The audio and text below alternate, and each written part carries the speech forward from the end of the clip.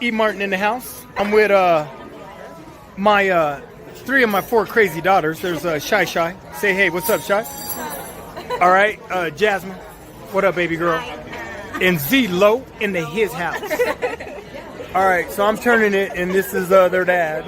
I don't know how this is gonna work out, but anyway, we are at the Cheesecake Factory, putting it in, and I don't get to hang out with these sisters too often because they all grown now, and they don't like hanging out with me like they did when they was little. That is not true. So that is not the reason. That's not the reason. Do not be lying to the internet like that. Y'all ain't grown. Well, we It's are not true. grown, but not too Y'all- grown for you. Not too grown for your dad. All right, well, that makes me feel better. All right, we gonna put it away though, ladies? We're gonna put it in? All right. I love you all, and I just wanted to holler at you. Peace. Good morning, Millennials and Gen Z. How we doing today? Welcome back to another live stream, Sharing My Wisdom podcast with Uncle E. We're back for another one, Millennials and Gen Z. Hope all is well. We did a live stream yesterday. This is Thanksgiving week, so I will be doing a live stream every day, Monday through Sunday. Today's Tuesday, so we're going to get another one in. Glad to be here. Glad to be alive. Glad to be blessed. And just here to share my wisdom with you, Millennials and Gen Z. So what we're going to be discussing today, Millennials and Gen Z, is it matters what you answer to. Let me repeat that. It matters what you answer to. Now, let's think about that. Let's process that for a minute. What am I meaning by it matters what you answer to? Well, it does, right? It matters what you answer to in your job. It matters what you answer to in your family. It matters what you answer to with your friends. Because, we live in a world where there's just a lot of foul people. I want to call you out your name, be disrespectful. So these folks need to be checked. They have to get checked, right? Oh, before I go on, mi amigos and amigas, bienvenidos aquí. ¿Qué pasó? ¿Cómo te sientes hoy? Gracias. My Spanish speakers, you're all welcome as well. Okay, so it matters what you answer to is huge because I've lived a long enough life. I'm 59 years of age. And me sharing my wisdom with you, Millennials and Gen Z, what you answer to is very, very important. You should never allow anyone to disrespect you. You should never allow anyone to disrespect your name. You should never allow anyone to disrespect your environment or your space. So that's what I'm talking about when discussing it matters what you answer to. Because the world, a lot of times, they just don't give a damn. Really doesn't. We live in a world where people take freedom of speech to where they feel they can say whatever the hell they want to say. It's good, but what you got to understand, in this life of ours, I live on the line of you get what you give. That's how I get down. And I'm not going to allow anyone to disrespect me, my environment, or my space. Not happening. Ever. I've never done that. Right?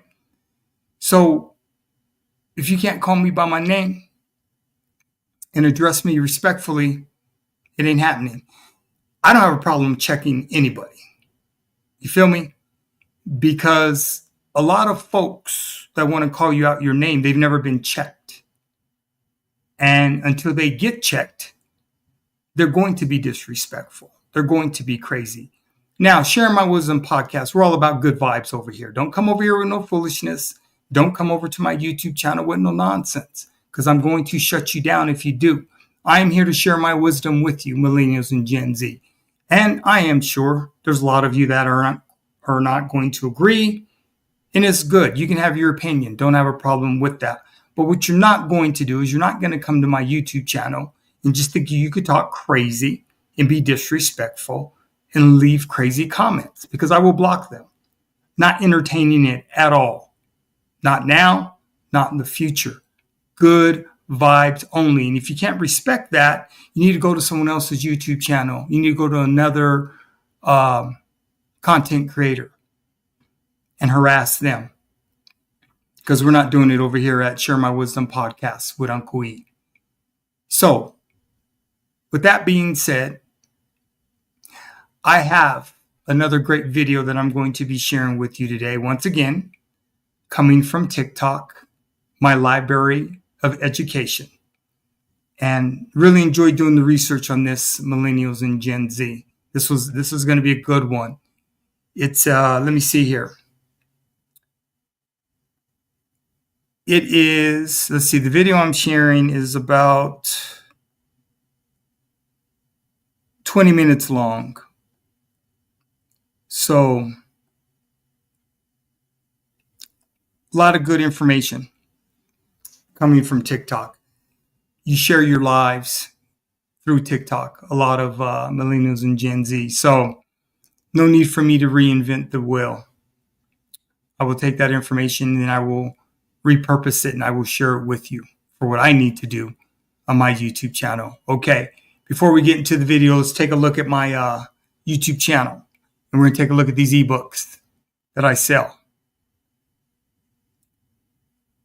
Okay, let me make sure this is up. Okay, that is my YouTube channel. Share My Wisdom Podcast with Uncle E. And if you go to more and you click on more, this is the About Me. And if you go down, see the links.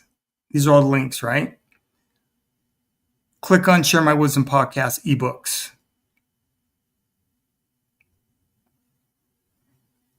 Okay, let me make sure it's up.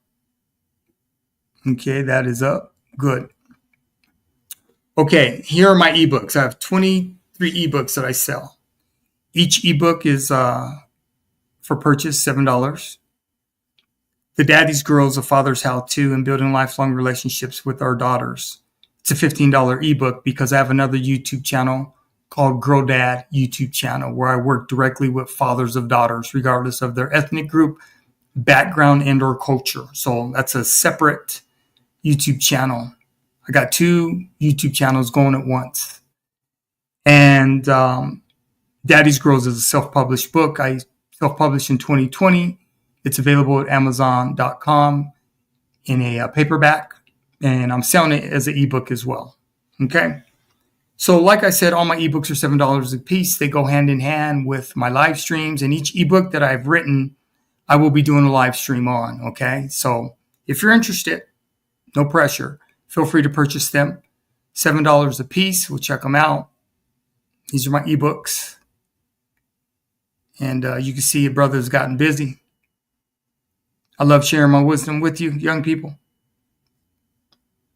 And yeah, these are my ebooks. So $7 a piece, or you could purchase 22, all 22 of them for $100. You save about $50 if you do it that way. All right, let me bring this back up. So,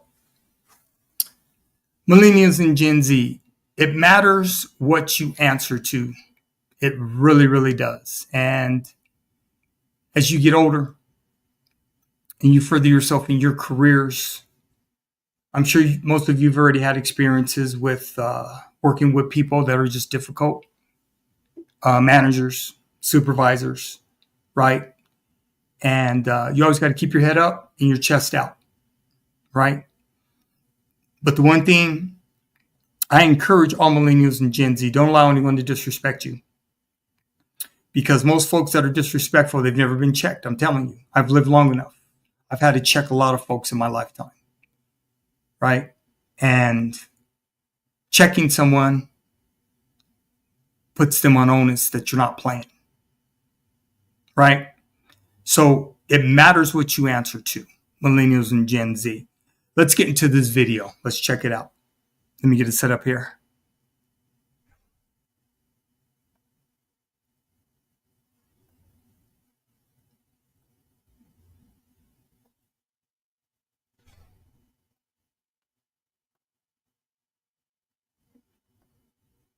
Okay, let me change that.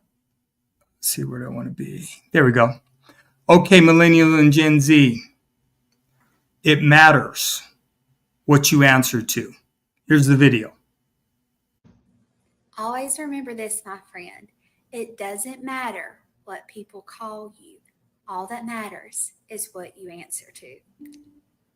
You're not affected by things. You're affected by your response to things. It's a big meditations thing, but like when things suck, like you can parse that away and put that together and it can help you. That's the conclusion I came to. And a lot of times when I speak, I talk about that. Like the biggest change, the shift for me in my life was when I realized that the reason I was in the rock bottom that I was in the dark place I was in was not because of what happened to me or what I seen or did. It was because of the choices I made in response to those things. Remember, it's not just what happens to you today, it's your response to what happens to you. When I figured that out, it made a huge difference in how I managed my stress, how I managed my day, and how I managed my responsibilities. It doesn't matter what life throws at you, Seneca says, it matters how you bear it. So of course he's talking about adversity. Are you cool under pressure? Are you strong even when the blows of fate land against you? That's part of it. But I think he's also talking about good fortune, about good things happening to you. Does success make you better or worse? Does recognition make you better or worse? Does money make you better or worse? Marcus Aurelius says that the key is to accept difficulty with indifference, but also to accept success, the good stuff, without arrogance. So that's what the Stoics mean. It doesn't matter what it is, good or bad, big or small, wonderfully fast or terribly slow. What matters is who you are inside of it, who you are while it's happening, and then of course who you become once you get it, once you get through the other side. Does it make you better or worse? That's the question. Doesn't matter what it is, it matters how you deal with it. It matters whether it changes you or not. Now this might be an unpopular opinion. Delivery fucking matters. How you talk to me is just as important as what you say to me. Call it a trauma response, hyper awareness, stupid, childish. Call it what you will, but it is what it is. If your tone is off, so are my ears.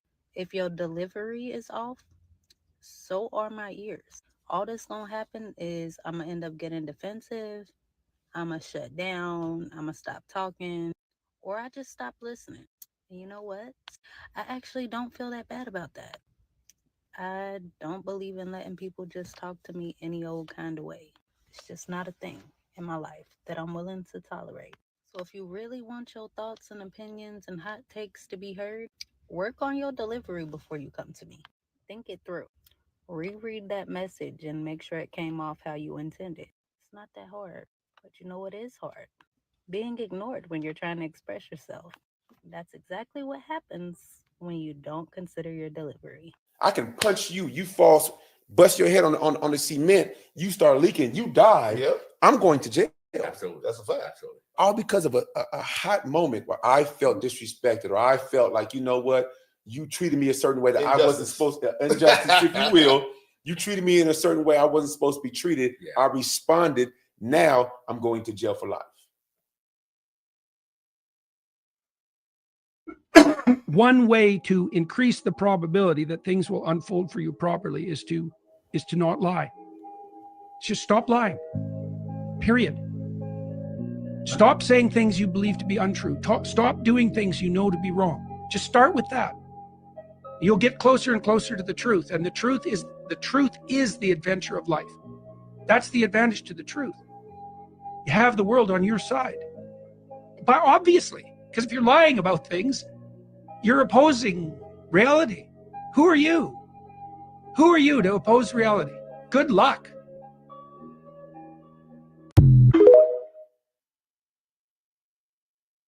It's irrelevant what other people say. And once you come to understand that, the noise quiets. If you can understand that it is irrelevant what people gossip, it is irrelevant what they say, it is irrelevant if they laugh, it is irrelevant if they doubt you, it is irrelevant if they talk shit, and you understand that the only thing is relevant is what you do, you're going to succeed. It has nothing to do with those people, it has everything to do with your actions. And if you're smart, you will take that negativity and you will draw the energy out of it, and you will let that propel you with productive action. Doesn't matter what you say. It matters what you do. And if I want to figure out what you believe, I don't ask you. I watch how you act. And I assume that your true beliefs are those that are directing your actions.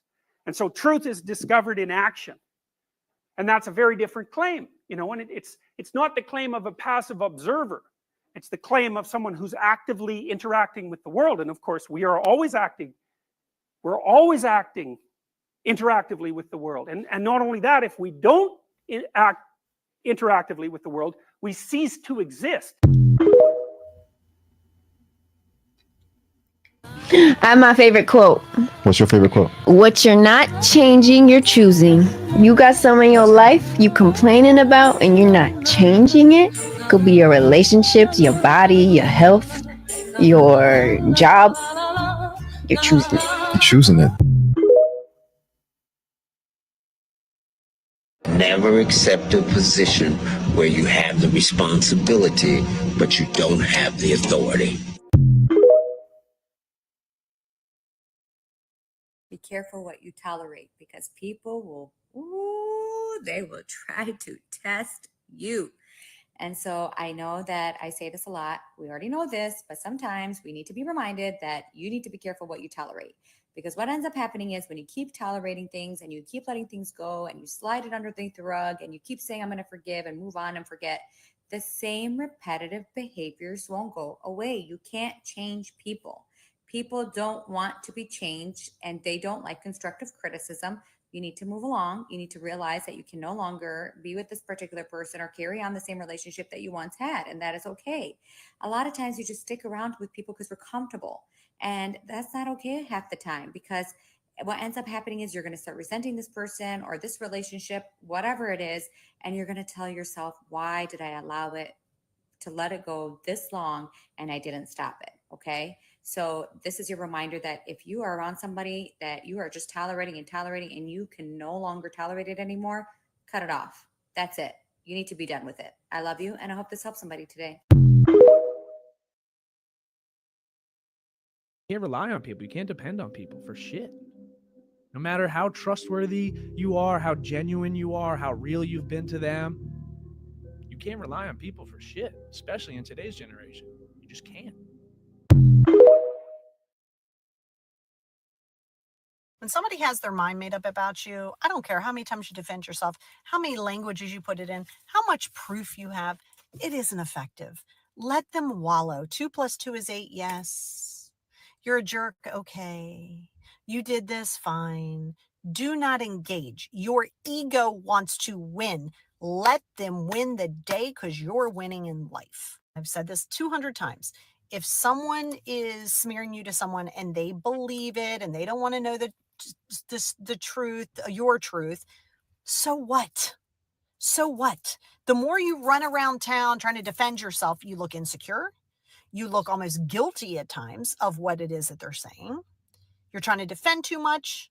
It's too much. You're trying to not defend enough. It's still not enough. So either way you do it, you're screwed. So stop defending yourself.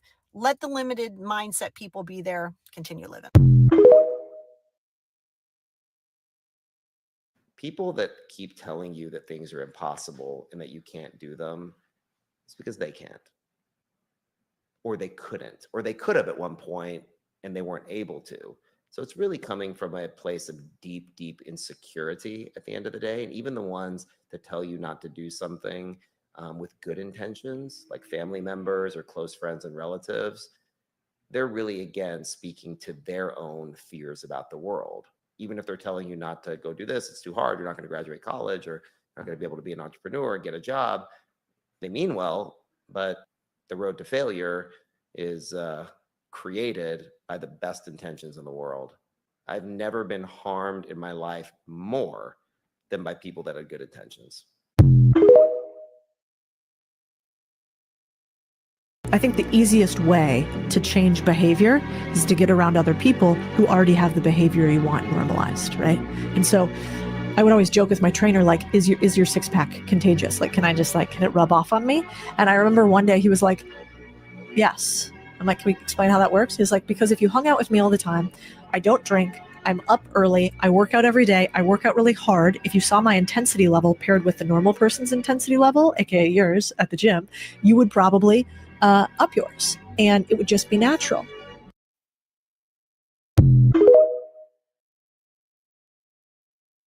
Like, I was 28 years old in my psychiatric residency before I heard a professor say, you don't have to believe every stupid thing you think.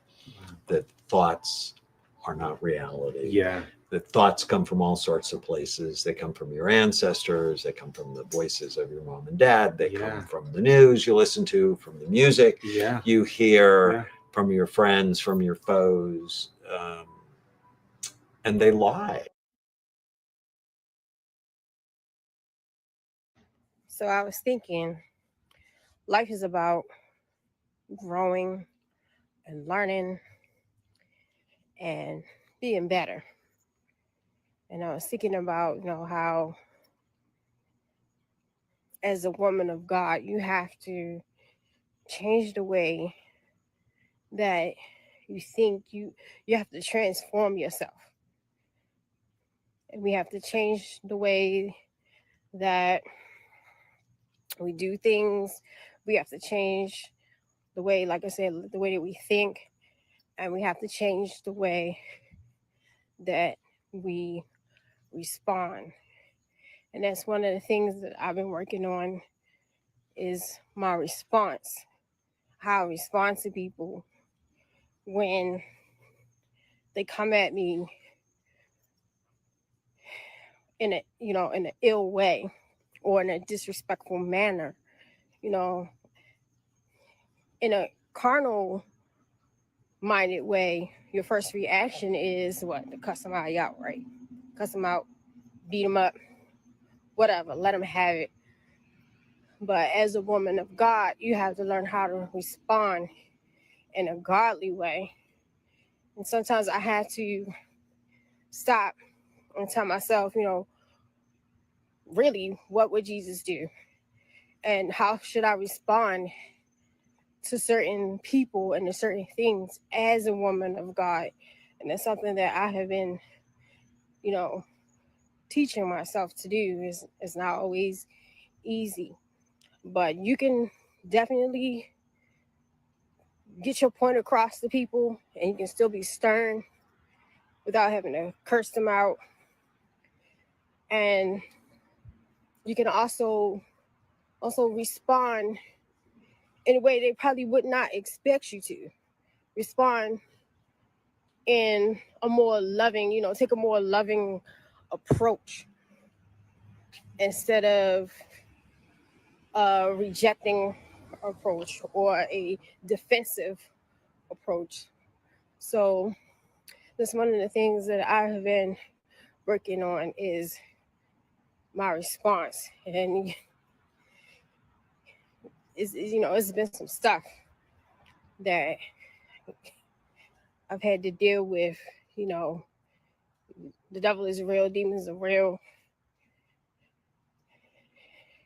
People, they want to try you when they think that they can, or they don't think that they don't know you, and they don't think that, you strong enough to handle what they trying to bring at you. Never underestimate the power. Anyway, so I'm learning to work on my responses. Like I said, it's not been easy. It has not been easy. Like I said, sometimes when you're thinking carnally, you automatically get in defensive mode. You want to cuss somebody out, you want to beat somebody up. But sometimes we gotta stop, pause, wait a minute, and rethink your reaction, or rethink your response. So, as people of God, as women of God, as children of God, how we respond is important. So, we have to learn how to respond in a godly way, because it is my desire, it's my true desire to please the Lord and how I respond matters. First thing I look at when I get a big long letter in, can I answer by telephone? Because telephone is so much better and just saves all that energy and all that time. So I'd say at least 50% of the letters that I'm going to write, I don't write. I use the telephone. The next thing that I'll do is I will draft up a response to an important letter. I'll take that response and I will put it away for 24 hours. And then when I get up in the morning, I'm fresh, I look at it and see if that's the response that I want. The number 3 thing what I do is I use my team a lot. So if it's something that's very important, it's an important issue, I will draft up my letter and I will send it out to my team. And I say, look, I finished this letter. Please add anything you can think of. What have I left out? And I get that letter back and there's changes, even just typos and corrections, but there's always changes. But usually there's some real ideas. I'm not going to throw my kid out of the house, but what am I supposed to do with a 20-something who doesn't pitch in around the house, who treats my house like a hotel, or who doesn't respect me at all when I ask her to do something or ask him to do something? What am I supposed to do? What consequence am I supposed to give? I get some form of this question over and over and over again. If there is disrespect in the relationship between you and your emerging adult child, you didn't get here overnight. There have been a series of moments over time that have brought you to the current relationship that you're in. And you're continuing to look at this series of events as if you need to find the right discipline, punishment, consequence, as if they're a teenager. And I know what you're going to say. You're going to say, but they're acting like a teenager. They're not taking responsibility for themselves. They're not being accountable to themselves. So that's why I stay in this dominant position, because they're not taking responsibility. And I get it. And I'm sure it is incredibly frustrating for you, but you have to start looking at this relationship differently now that they're in their 20s. I'm speaking more specifically to parents who have their emerging adults living at home and are super frustrated with them not moving forward in their lives and or not participating around the house. You need to start shifting out of this I'm the parent, you're the child mode and into how can we fix this together? There's a problem. And the problem is ... Define the problem, but don't use you. Use I. Let me give you an example. Son, there's a problem. And the problem is I don't get a decent night's sleep before going to work in the morning. When you go out, and I am concerned about whether or not you're going to make it home in one piece. I need to be able to go to work with a rational mind, having had a decent night's rest. How can we work together to solve this problem? In order to teach accountability, you have to start inviting the young person into solving the problem with you and get out of this cycle of, I've got to come up with a punishment or a consequence. Most of the time, the natural consequences of the choices that they are making will teach them the life lessons that they need to learn. As scary as that might be at times, parents need to allow those natural consequences to take place.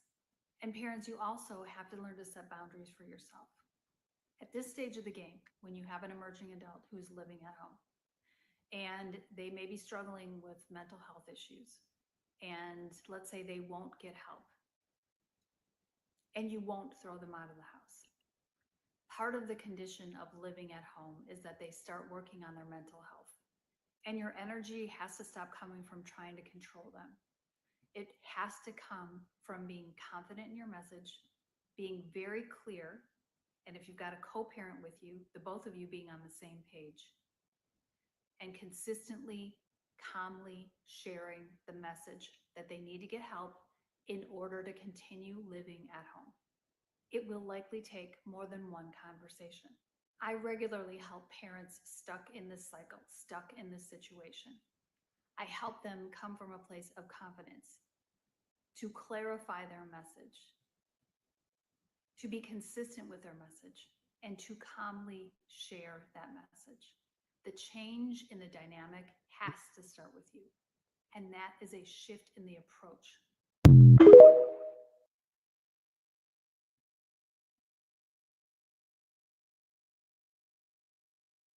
Okay, Millennials and Gen Z. What do you think? What are your thoughts?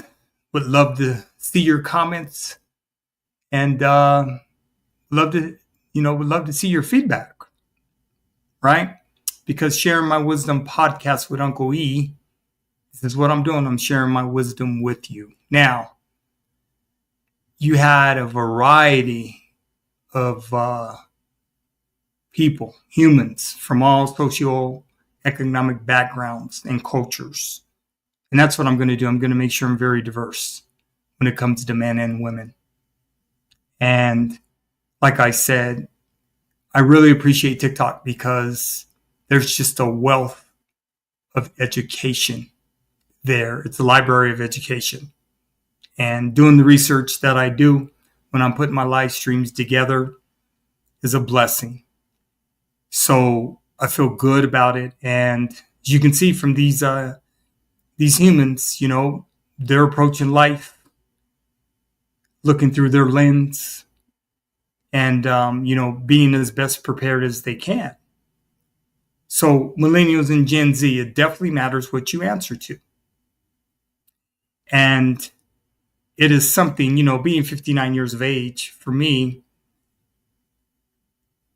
professionally, where I've worked 20 years in the criminal justice system and then 10 years in K-12 education.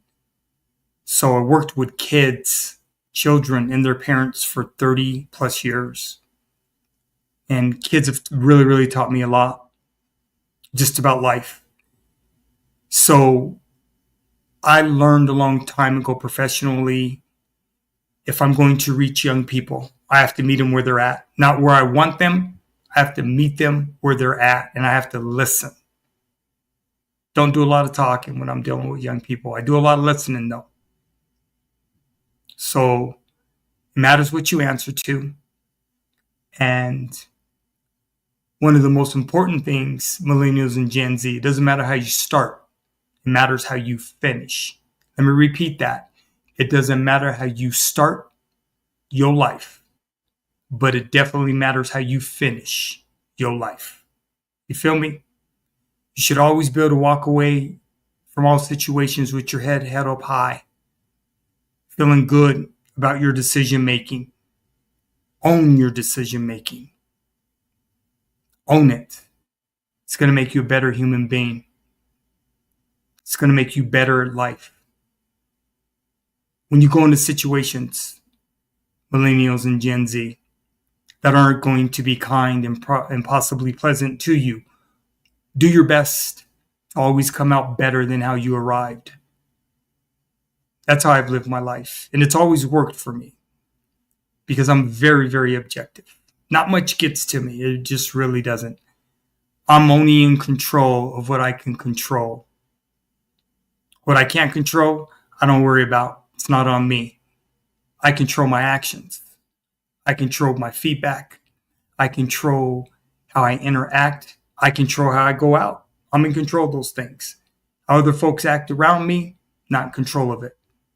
But I'm controlling my actions. So just wanted to share that with you, millennials and Gen Z. It's been another good live stream, I believe. And as we get further into sharing my wisdom podcast with Uncle E, in January, like I said, I'm going to be changing my format up.